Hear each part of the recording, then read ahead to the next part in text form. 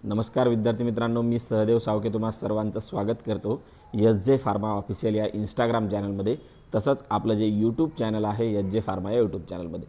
विद्यार्थी मित्रांनो, जेव्हापासून DMER फार्मसिस्टची एक्झाम झालेली आहे तेव्हापासून सर्वात जास्त विचारण्यात येणारा जो प्रश्न आहे मला विद्यार्थ्यांकडून, तर तो आहे की सर आमच्या कॅटेगरीचा कट ऑफ किती लागणार। तर आजच्या व्हिडिओद्वारे आपण तेच जाणून घेऊया की तुमच्या कॅटेगरीचा जवळपास एक्झॅक्ट नाही सांगता येणार, पण जवळपास कट ऑफ किती जाऊ शकतो। आता तुम्ही म्हणसाल सर तुम्ही हे कसं प्रेडिक्ट केलं, कारण की एवढ्या साऱ्या शिफ्टमध्ये पेपर झालेला आहे आणि एवढ्या साऱ्या विद्यार्थ्यांनी पेपर दिलेला आहे, हे तुम्ही कसं प्रेडिक्ट करणार। तर आपण एक्झॅक्ट या वर्षीवरून प्रेडिक्ट करणार नाही, पण याच्या अगोदर जो मागच्या वर्षी त्याच्या अगोदरच्या वर्षी 2023ला जो DMER फार्मसीचा पेपर झाला त्याच्यावरून थोडीफार आपण आयडिया घेऊया। तर बघा 2023चा जो पेपर होता तर तो किती विद्यार्थ्यांनी दिला, तर टोटल 25,000 विद्यार्थ्यांनी तो पेपर दिलेला आहे। जवळपास म्हणजे एक्झॅक्ट जर सांगायचं झालं तर 24,703 विद्यार्थ्यांनी तो पेपर दिलेला आहे। ओके, आणि जागा किती होत्या, तर 169 जागा होत्या। यावर्षी किती विद्यार्थ्यांनी पेपर दिलेला आहे, जवळपास 70 ते 75,000 विद्यार्थ्यांनी पेपर दिलेला आहे। आणि सोबतच जागा किती येतात, म्हणजे 209 जागा येतात, म्हणजे मागच्या वर्षीपेक्षा 40-50 जागा जास्त आहेत। ओके, पण विद्यार्थी किती जास्त आहेत, तर जवळपास डबलनं किंवा ट्रिपलनं विद्यार्थी जास्त आहेत। ओके, तर आता आपण त्या वर्षीचा कट ऑफ बघूया आणि यावर्षी त्याच्या किती कमी जास्त होऊ शकतो नॉर्मलायझेशनद्वारे, तर ते आपण बघूया। सोबतच एक सांगतो की 2023चा जो DMERचा फार्मसीचा टॉपर होता तो होता 170 मार्क्सचा नॉर्मलायझेशन होऊन आलेला। ओके, म्हणजेच एवढं नक्की आहे की 170च्या वर यावर्षी विद्यार्थ्यांना मार्क पडणार आहेत। ओके, म्हणजे 170च्या वर टॉपर जाऊ शकतो, 170 76 80 85 84 म्हणजे जाऊ शकतो, कारण की पॉईंटमध्ये लागणार आहे रिझल्ट। तर 170 80च्या जवळपास टॉपर राहील, हे मी तुम्हाला सांगतो। दुसरी गोष्ट म्हणजे आता आपण पहिली जी कॅटेगरी बघणार आहोत तर ती आहे SC category, schedule caste. Okay, आता SC कॅटेगरीमध्ये SC कॅटेगरी जनरल आणि SC कॅटेगरीचे वुमन रिझर्वेशन, म्हणजे जनरलमध्ये सर्वच असू शकतात, म्हणजे मुलं मुली वगैरे ज्यांचे हायेस्ट मार्क असतील ते, आणि वुमन रिझर्वेशनमध्ये मुली राहतील। ओके, तर बघा शेड्यूल कॅटेगरीचा तेव्हाचा जो कट ऑफ होता तर 147 ते 150 पर्यंतचा होता, म्हणजे 147 मार्कच्या वर ज्या शेड्यूल कॅटेगरीच्या विद्यार्थ्यांना मार्क होते तर त्यांचं सिलेक्शन झालेलं आहे। मग आता काय असतं, फॉर एक्झाम्पल कधी कधी आणि वुमन रिझर्वेशनचं जर बघायचं झालं तर 140 ते 47च्या दरम्यानच्या विद्यार्थिनी लागल्या होत्या। आता कधी कधी काय असतं माहिती आहे का, फॉर एक्झाम्पल आता 140 वाली विद्यार्थिनी घेतली, पण 140च्या तेवढ्यातनी जे विद्यार्थिनी होते त्यांनी जॉईन वगैरे केलं नाही, तर 140च्या खालच्या विद्यार्थ्यांना सुद्धा ते बोलू शकतात, असं असतं। मग कधी कधी काय होतं, तुमची कॅटेगरी आहे, तुमच्या कॅटेगरीमध्ये 50 जागा येतात, त्या 50 जागापैकी जे फॉर एक्झाम्पल 10 जागा आहेत तर त्याच्यामधल्या 2-3 जागा आर्मी एक्स सर्व्हिसमॅनला होत्या, 2-3 हँडिकॅपला वगैरे होत्या समजा तुमच्या कॅटेगरीच्या, पण ते विद्यार्थी जर त्यांना भेटले नाही तर ते कॅटेगरीच्या जनरलमध्ये कन्वर्ट होत असतात। त्याच्यामुळं मग जे कट ऑफ आहे थोडा खाली पण येऊ शकत असतो, म्हणजे 147 वाला विद्यार्थी जे घ्यायचा होता त्याच्या खालचा विद्यार्थीसुद्धा ते घेऊ शकतात, त्यांना जर विद्यार्थी भेटले नाही तर। आणि हे सगळ्या कॅटेगरीवाल्याला अवेलेबल असतं, म्हणजे जर त्यांना ते कॅन्डिडेट भेटले नाही, जसं की पार्ट टाईम ग्रॅज्युएट वगैरे जागा असतात, ते जर कॅन्डिडेट त्यांना भेटले नाही तर मग ते त्या कॅटेगरीच्या जनरलमध्ये कन्वर्ट होत असतात, मग त्याच्यामुळं कट ऑफ थोडासा कमी जात असतो। मग 147 149 जनरलचा समजा त्यांचा SC कॅटेगरीचा जो कट ऑफ आहे तर ते थोडा खालीसुद्धा आलेला आहे त्याच्यानंतर, कारण की त्यांना काही कॅन्डिडेट भेटलेलं नाही। आलं लक्षात। मग त्यानंतर विद्यार्थी मित्रांनो येते ST कॅटेगरी।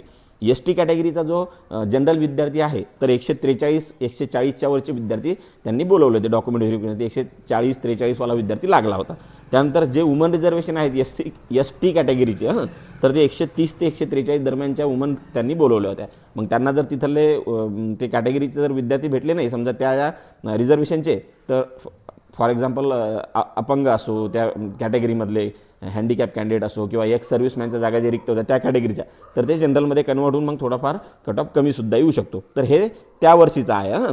मग आता आपण जर बघितलं तर SCचा 140 50 47 50 पर्यंत होत आहे, याचाच अर्थ यावर्षी याच्यापेक्षा जास्त लागणार, म्हणजे 160 पर्यंत SC कॅटेगरीच्या विद्यार्थ्यांना बोलू शकतात, म्हणजे 150च्या वरच्या विद्यार्थ्यांनी होप ठेवायला काही हरकत नाही।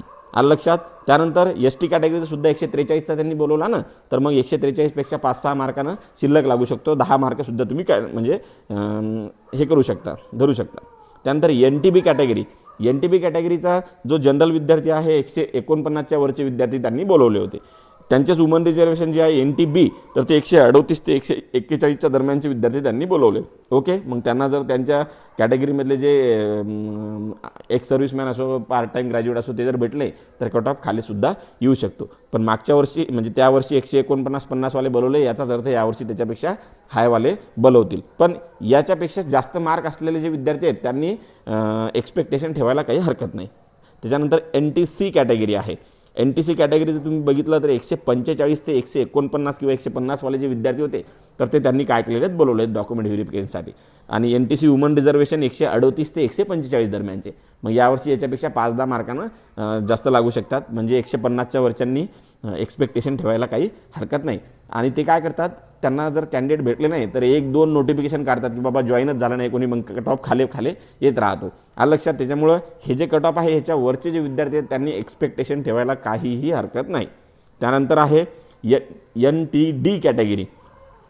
145 ते 150च्या दरम्यानच्या विद्यार्थ्यांना त्यांनी बोलवले आहे. NTD वुमन रिझर्वेशन 138च्या वरच्या विद्यार्थ्यांनी त्यांना बोलवलेलं आहे. 138-147. ओके. त्यानंतर येतं विद्यार्थी मित्रांनो EWS. आता यावर्षी EWS होतं काय SCBC झालं होतं मला माहीत नाही एक्झॅक्ट. ओके, पण EWSचे 147 ते 152 वाले विद्यार्थी त्यांनी बोलवले होते. आणि त्यांचेच वुमन रिझर्वेशन जे आहे तर ते 138 ते 147 दरम्यानचे बोलवले होते. ओके. त्यानंतर OBC कॅटेगरी. तर OBC कॅटेगरी जे विद्यार्थी होते तर 149च्या वरचे म्हणजे 150च्या वरचे OBC वाले बोलवले होते. त्यामुळे यावर्षी 160च्या वरच्या OBC वाल्यांनी काय ठेवायला पाहिजे, एक्सपेक्टेशन ठेवायला पाहिजे. पण त्यांना जर काही कॅन्डिडेट भेटले नाही तर कट ऑफ खालीसुद्धा येऊ शकत असतो. ओके. त्यानंतर OBC वुमन रिझर्वेशन जे आहे तर ते 150च्या वरचे 145-50च्या दरम्यानचे त्यांनी बोलवले होते OBC रिझर्वेशन, OBC वाल्या वुमन रिझर्वेशन. ओके. त्यानंतर येतं एक कॅटेगरी विद्यार्थी मित्रांनो ओपन कॅटेगरी. आता बघा ओपन कॅटेगरीमध्ये 152 ते 170 वाले विद्यार्थी त्यांनी बोलवले होते. त्यानंतर OBC ओपन वुमन रिझर्वेशन जे आहेत तर ते 147 ते 160च्या दरम्यानच्या वुमेन त्यांनी बोलवल्या होत्या. म्हणजेच काय विद्यार्थी मित्रांनो, हा जो कट ऑफ आहे हा फक्त 25,000 विद्यार्थी असतानाचा आहे. ओके. मग यावर्षी 75,000 विद्यार्थी आहेत म्हणजे कमीत कमी या कट ऑफपेक्षा 10 मार्क्सनं किंवा 10-20 मार्क 10-15 मार्क 10-20 नाही म्हणता येणार, एक 5-6 क्वेश्चन्स म्हणजे 10-12 मार्क्सनी कट ऑफ जास्त जाऊ शकतो. आलं लक्षात. आता जनरली तुम्ही सगळेजण मला प्रश्न विचारतात की सर आमचा कट ऑफ किती लागणार आहे. तर इथं जर तुम्ही बघितलं विद्यार्थ्यांना कमी जास्त जवळपासच 5-10 मार्काचा फरक आहे. पण सगळ्यात जास्त जो कट ऑफ गेलेला आहे तो ओपनचा, त्यानंतर OBCचा, त्यानंतर NTDचा पण गेलेला आहे. ओके. त्यानंतर विद्यार्थ्यांनो NTBचा सुद्धा कट ऑफ हाय गेलेला आहे. ओके. तर बाकी जे शेड्यूल ट्राईब आहे ते फक्त थोडं वुमन रिझर्वेशन त्यांचं कमी आहे.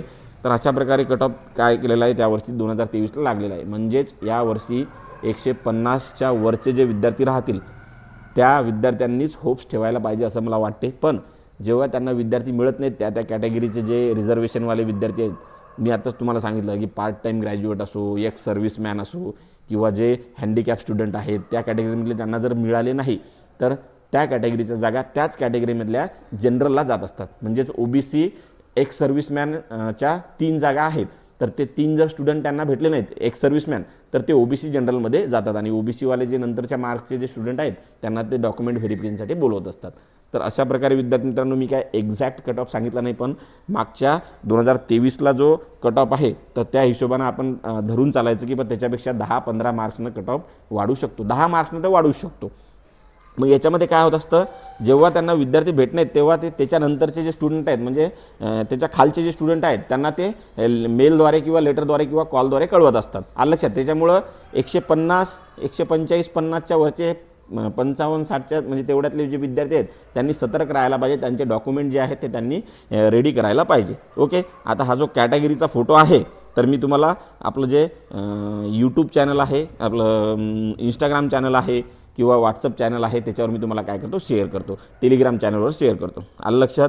त्यानंतर सर्वात महत्त्वाची एक सूचना म्हणजे येणाऱ्या जे काही एक्झाम्स असतील तर त्या एक्झामचे जे नोटिफिकेशन्स आहेत ते अशाच व्हिडिओद्वारे इंस्टाग्रामद्वारे आपल्या यूट्यूबद्वारे तुम्हाला कळवण्यात येईल. त्यामुळे आपलं इंस्टाग्राम चॅनल जास्तीत जास्त शेअर करा, विद्यार्थ्यांपर्यंत ते पोहोचलं पाहिजे. आलं लक्षात. जय हिंद, जय महाराष्ट्र.